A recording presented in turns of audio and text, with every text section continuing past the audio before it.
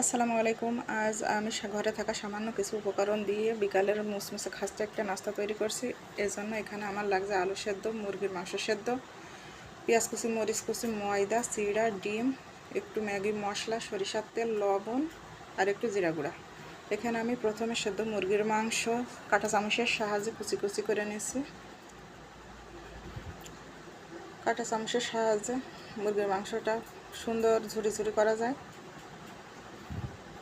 এভাবে সব মাংসগুলো আমি ঝুরি ঝুরি করে নিলাম। এখন সব উপকরণ আমি একসাথে মিশিয়ে নিচ্ছি। মাংস আলুর মধ্যে দিয়ে দিচ্ছি আমি মরিচ কুচি, পেঁয়াজ কুচি, ম্যাগি মশলা,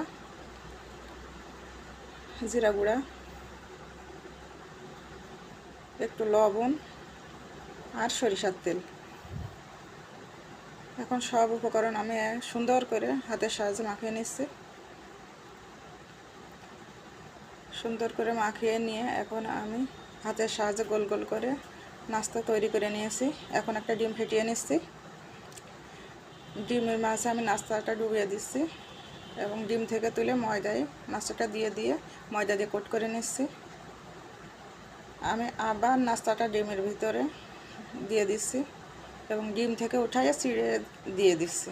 এখন চিড়ে দিয়ে হাতের সাহায্যে ভালো করে কোট করে নিচ্ছি।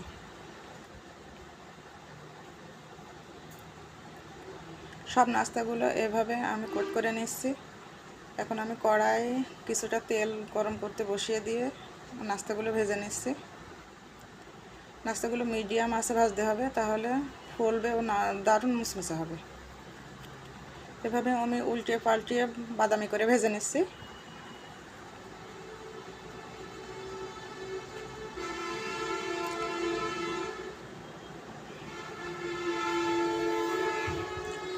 তো বন্ধুরা, এইভাবে আমি মুচমুচে করে নাস্তাগুলো উঠিয়ে নিচ্ছি।